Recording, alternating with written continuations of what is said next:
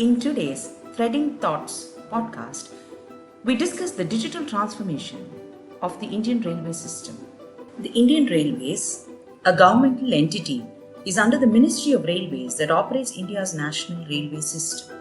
Run by the government as a public good, it manages the fourth largest railway network in the world by size, with a route length of almost 68,155 kilometers as of March 2019. Rail transport, like most industries over the past few years, is experiencing a tidal wave of digital transformation, and its impact is difficult to imagine. The application of digital technologies are many, but the main impact of digitalization is on the model of operation. Technologies like artificial intelligence, big data, and cloud computing, connectivity, autonomous driving impact the industry, and these technologies are creating a new transport environment. Chandra Kishore Prasad, Executive Director and Head IT, heads the business and IT operations of Railtel Corporation of India Limited in southern India. Railtel Corporation of India Limited, a mini Ratna Central public sector undertaking, is a neutral telecom and ICT service provider engaged with the Digital India and Broadband Commission of GOI. He is a member of the Institution of Railway Signal and Telecommunications Engineers (IRSTE) and worked in the National Thermal Power Corporation. He was part of the core team associated with the Digital India initiative to design and deploy one of the largest public Wi-Fi networks in the country and was instrumental in design and construction of Railtel Hyderabad data center infrastructure. He led the team for design and deployment of software-defined data center and building of Rail Community Cloud for Indian Railways application deployments, which provides managed services including security and DR services for many enterprise and government clients. He was instrumental in executing the telecommunication system and data networks for Mass Rapid Transit project in Hyderabad. He also worked as professor and HOD at IRISET for about 5 years. He was actively involved in training and development of human resource and rail sector and setting up the Center of Excellence for Safety Critical Software in Rail Signaling and Train Control and MTech courses for in-service probationary officers respectively. He has played a pivotal role in bringing the digital classroom, video collaborative learning system and content hosting for 352 KGBV government schools to monitor effective education. We're so happy to welcome Mr. Chandra Kishore Prasad to Threading Thoughts today. Thank you so much for joining us today. Thank you, Mridula. It's a pleasure to basically talking to you on this podcast. Thank you so much. I wanted to ask you something. So how has emerging technologies improved rail services? Can you share some specific use cases? Emerging technologies are imperative to improve the services as there are so many factors which play in train operations. And a few of the emerging technologies like modern train control systems, the long-term evolution, the LTE technology, and the train collision avoidance system. These have helped the railways to improve the safety. It has helped the railways in eliminating human error, where the drivers or the autopilots, if they make a mistake and in the operations, in the train operations, the system basically automatically alerts the drivers, and in case the driver still misses it, it applies the emergency brakes and avert the collision situations. So these are some of the technologies which have been adopted by railways, and progressively it is being done in phases. So the one thing that I wanted to also ask you was, can you suggest some specific use cases where technologies have actually improved rail services, specific use cases that you can talk about? Yeah, so the technologies like modern train control systems and train collision avoidance system have improved the safety performance of the railways. In addition to that, when we go to the digital technologies which are there, have been transformed digitally. One is the file movement, the physical files which used to be used in the railways in all the divisions and the zonal headquarters for notings and decision making and stuff like that. So that entire thing has been moved to the digital platform, and close to 1.5 lakh employees are now using that platform, and since 2019, 2020, and another 50,000 users are being added. So these users belongs to the various divisions of the railways, the zonal headquarters, railway board, the RDSO, the production units which are there, like integral coach factory, the rail coach factory, the diesel locomotive works, and all the other units are part of this entire digital transformation. In addition to that, the design of yards, the engineering plans have been digitized, which were hand manually, and the entire design process and the workflow for the approval of the design has been digitized. So that application is known as E-Drawing Approval System, EDAS for short. So this is the second application we have done. The third application is the Universal Medical ID, which has been deployed to issue medical ID cards to all the railway employees, and they can use this health services across 250 hospitals of the railways and around 1,000 plus dispensaries which are there. So earlier, each of these hospitals will issue their own card, and there'll be a different card using different authentication systems and different ID. Now it has been universalized, so throughout the entire railway system, all the hospitals. So this ID will be used across all the hospitals, across all the zones. So even the employee get transferred from one location to another location, he can still continue to use the card. In the olden system, they have to actually discard the card, get a new card done, and a lot of time gets wasted in that. Time, so energy. This unique, so this has basically the QR code, barcode, and other identification, and they can go and take the service. So close to 40 lakh users are there registered in this database. So 12 lakh serving employees and their dependents, and close to around 13 lakh retired employees and dependents. So if you take dependent, 2 or 3 dependents, so close to 40 lakh is the total size of the database. Then the fourth application is the Hospital Management Information System. So in Hospital Management System, what we're trying to do is we're digitizing the entire experience for the patient care, whether it is a curative care or preventive care or post-operative care and those type of things. So we have started the journey from South Central Railway, which is headquartered in Hyderabad. So it has 6 divisions, and there are close to 10 hospitals, and there are 44 dispensaries. So we started with South Central Railway, and we also implemented in Northern Railway, which is headquartered Delhi. So there are 14 hospitals there. So this was the first phase we had done. Now, going forward in the next couple of years, we want to do entire 250 hospitals and around 1,000 dispensaries. So this the entire solution which we have taken is scalable, and which can also which basically follows all the norms of record keeping and all, where the data can be exchanged between even private hospitals. So if an employee gets referred to a private hospital, his records can be accessed by let us say Apollo or Yashoda or any other hospital which with railways have tie-ups. So these are some of the initiatives which railways have taken, and further in terms of improving the services, the interaction with the customers, the customer experience. So in those areas also a lot of work is in progress, and going forward this entire the initiatives which railways have taken will basically give the benefits to all the stakeholders, the customers, the internal employees, and the entire ecosystem.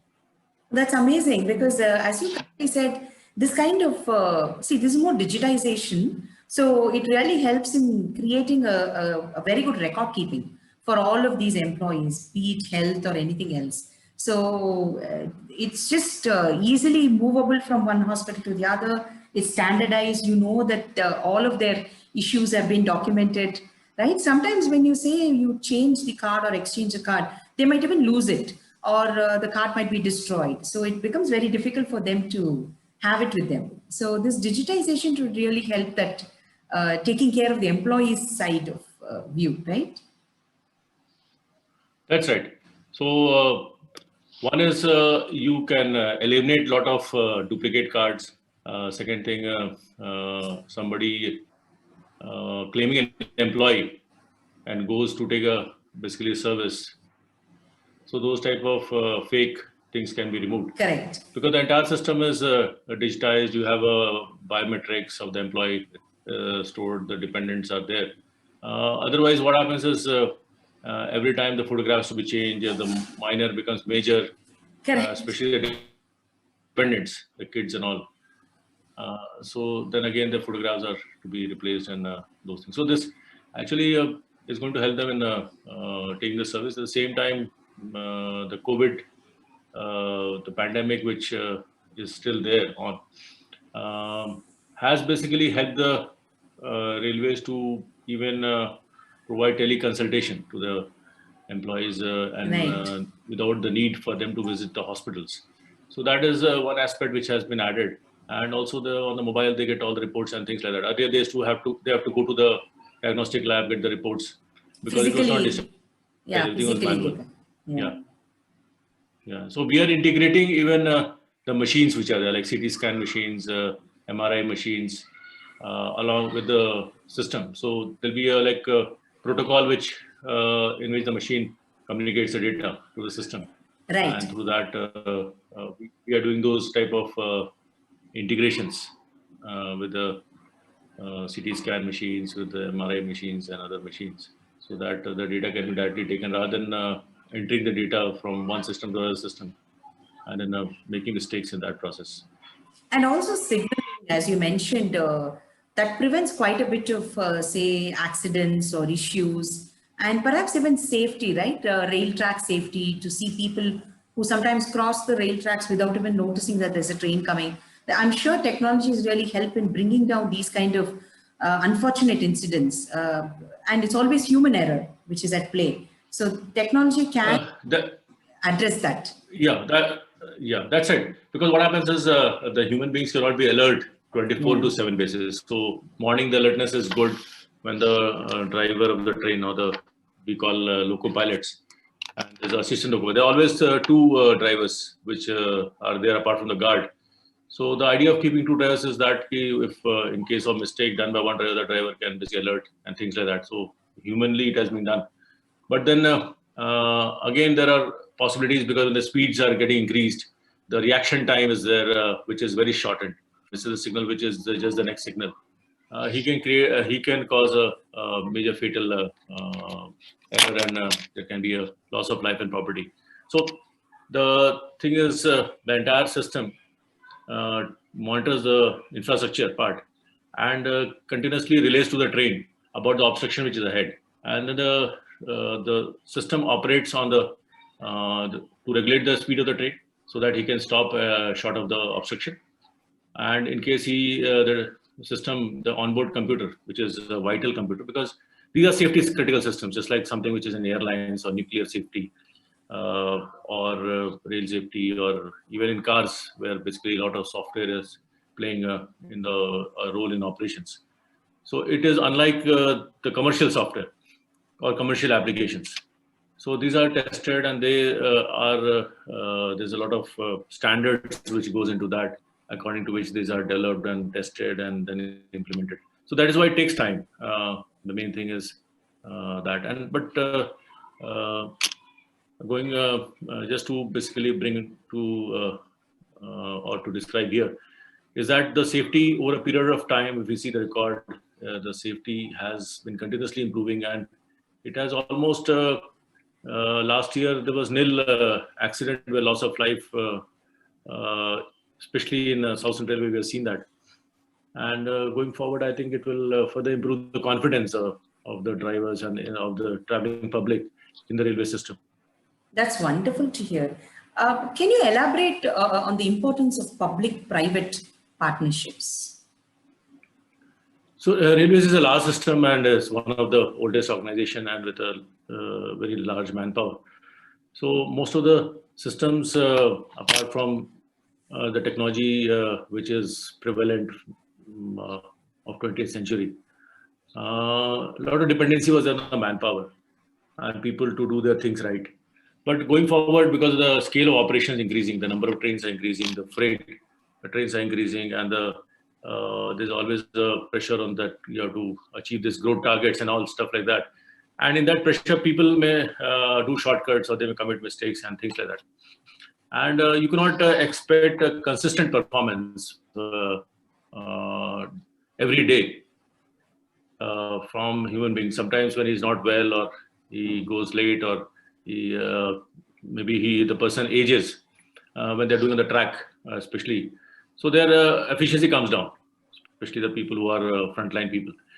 So this mechanization and this bringing new technologies in the system, it helps in meeting the today's demand for traffic and also the growth which is being expected from a country which is has a set a target of say 7 to 8% GDP growth. But definitely a lot of freight we move, the bulk freight like coal, cement, steel, iron ore, and stuff to the port connectivity and food grains which we have moved during this time. And a lot of new trains services have been started for freight like Kisan specials to carry perishables and to move the perishables in a very definite time frame from A location to B location. So those things can be done due to infusion of technology and a lot of processes which are automated. So going forward, it will be more and more technology infusion in the railway system. Correct. And for private partnerships, they also contribute quite a bit to bring these technologies. Yeah. And public-private partnership, railways have gone for setting up a direct foreign investment in setting up a locomotive factory.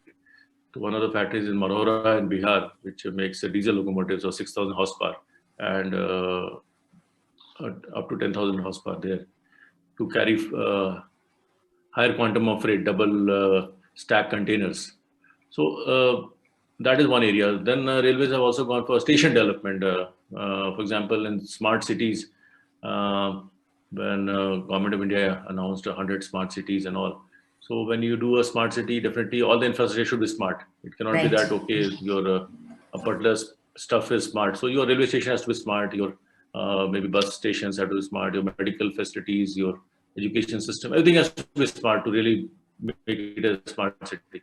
For example, an office space is created, entertainment zone is created, some malls are created.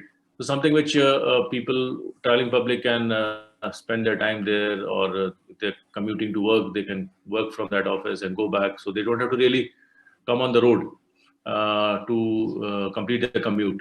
So that way, the carbon footprint can be reduced. That is one way of handling the traffic on the roads.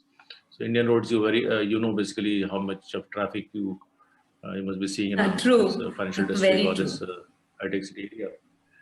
So metros and this effort of railways together jointly will solve some of the commute problems. So they use clean energy and those things. So public-private partnership in this area, station development in developing high horsepower, the Make in India, the pitch which government is pushing on.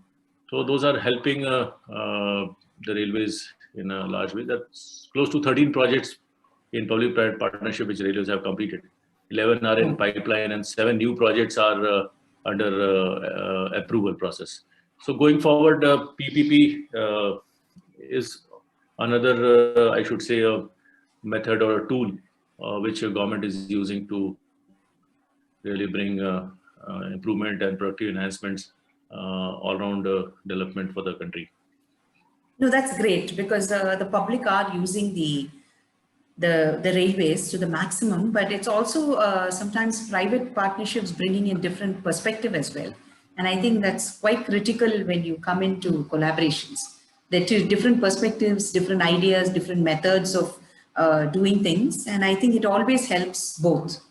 It always helps both parties when they come together. It's a learning from either side. That is right, because collaboration always help in because you have when you have people come from diverse areas, and not only the technology but the management, the type of like the maintenance practices. So they bring the best practices, the most optimized practices, and continuously there's a learning from either side. So Correct. how the government operates, how they operate, and then there's a learning from the team actually. In the net result is that the organization gets benefited. Exactly. That's a very open perspective. So, can you share some of the biggest challenges? It could be infrastructure, training, technology that you face towards the digital transformation of railways. Some of your biggest challenges.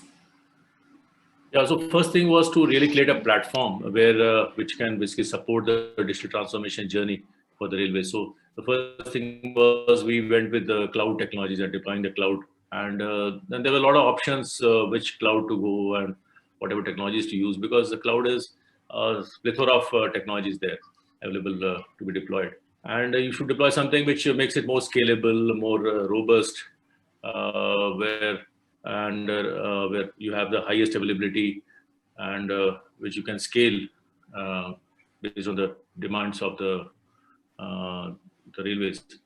So this deployment of cloud was one thing which we did in 2019. It took a couple of months to us to basically um evaluate different technologies, and then put the things together, and then design based on the industry standards, validated design, so that we don't have any problem in operations, because once the platform is there, once the infrastructure is there, Correct. and we modernize the entire infrastructure. So the IT infrastructure modernized using hyper-converged infrastructure, which is where you have lower footprint, lower requirement of cooling, so more optimized power, lower carbon footprint. So that was a part of the design which we have taken. So that was the one thing. Second thing was when the new technology comes, and definitely you existing staff have to be reskilled. You have to upskill them, and usually what happens is the learning curve is different for different people. Right. So it's one of the challenges we faced. And moreover, recruiting people with the right skill set also was a challenge, because being a government organization, the government recruitment process are very long drawn, and Right. it takes time, because you have to send the application, you notify, and you not do a walk-in interview and get the people like most of the corporates they do. Correct. Correct. Uh, Maybe seeing that they can just call interview anytime and do that. That is not possible in our scenario. So that was a challenge. The third was the change management, basically, where we have to see that the employees who are used to one type of working, and because a lot of inefficiency gets hidden when you are doing manual work. Correct. So Correct. you just tell, okay, something happened, something there. But then when you are working on digital platform, okay, when the file came to you, and how long the file was lying with you. So you cannot make excuses. So basically, there was initial inhibition, initial fear of the employees, and especially the ministerial staff, like the clerks and those type of set of people, because they are 55 years, 58 years, and all those that age bracket, and they have not used much of computers except Correct. for Correct. maybe New doing some small technologies. transactions. So now they have to type and stuff like that. Yeah, yeah, new technologies. So that was one of the things which slowly we have, by training, by hand holding, by basically just telling them, okay, this is more hygienic way of doing things. Otherwise, files are 5 years old files, and it is handled at so many locations. So it's not hygienic. And the dust which is there, even you find that there's a record room where basically there is a rodents and all, they actually Yeah. bite, Yeah. and you can see the droppings of rodents, and also we should tell them, okay, yeah, so you should tell them basically this causes asthma, this causes this, that, and so those are the ways we try to address that, because you cannot depend on vendors all the time, and you cannot have vendor lock-ins. So you have to really see that the workforce who is there is gets trained, so that they can work on their own and basically support all different type of workloads. So we were able to handle the COVID situation quite well, pretty well, because of the cloud infrastructure which we Right. deployed in 2019 October, and the COVID, which basically we started seeing the lockdowns and all. March of 2020. Correct. So we enabled work from home, we enabled people to work remotely, social distancing and things like that. And it's really helped the railways maintain the productivity and efficiencies during the time of lockdown, and still it is going on in that fashion. In Correct. addition to that, the new technology, the emerging technology which are there, we really want to make use of those technologies so that to bring more efficiency and productivity in the operations and each of these activities in which we operate. So to basically harness those type of technology, really we have to keep learning, and people, the culture of is extremely important, and the culture doesn't get created overnight. So culture of learning is extremely important because in the understanding or the basically the, if you see the mindset, the government is that okay, once you get employed, okay, you keep working there till you retire. So it is no longer true, because if you really want to be there and deliver your best, then you have to keep learning the new technologies, and it's extremely important. That type of cultural thing has to come from the top, and at the same time we are trying to bring that through collaborations, through a lot of trainings we do, a lot of certifications. We encourage the staff to do certifications. We actually reimburse the certification cost, whatever areas interest them, which is applicable to or domain of working. We ask employees to take certification because it helps them also to learn new things and Correct. get recertified. Uh, so that way you are working in these areas, and whenever there's a requirement of deploying new technologies and all, so you have the workforce there. Otherwise, you're looking somewhere outside Correct. Absolutely. to what how you can handle these things, and you and the gap increases. Correct. And you're able to upskill whatever whoever employees you already have. That's a major advantage. You don't need to, as you correctly said, look outside and outsource people. You already have a workforce that is ready to work. You just need to bring them up to speed on some of the technologies, or whatever you're trying to change in the organization. So it's almost like reskilling them. Yeah, that's right. So the existing employees who are there, they know that they have a domain knowledge at least, and they don't have the knowledge of the emerging technology. So when both the things comes together, there's a meeting of these two things. Basically, the efficiency or if you take somebody from outside, so he may bring the technical knowledge, but he may not know the domain Correct. in which the railway operates. So the gap will be still there. So somebody he has to sit with our team, understand the processes, understand the workflows and stuff like that. Here, the people, they know the workflow, they know how the things operate. And the only thing is that the technology part, which emerging technologies, which they may not have understanding of that or knowledge of that. So it is one way in investment which we keep doing it, and at the same time, the employee also has to be open to learning, and he should be True. passionate about learning. He should start thinking that okay, going forward, this is the how we should go forward. So the mindset actually makes a lot of difference. So that changing the Correct. mindset is extremely important, and that's what we are trying to do uh, in our technology roadmap. That's wonderful to hear, and it's so nice to see that although COVID has been difficult, the pandemic has been very difficult for public transport. The time has been utilized to make sure that any system that has been upgraded is actually put into complete place, and everybody is comfortable with it and everybody can use it. And it's so nice to see a lot of private interest and private partnerships coming, because that definitely gives a different flavor to whatever we are used to as well. So that open-mindedness to bring in people to learn from them is something I think can only take it and make it better.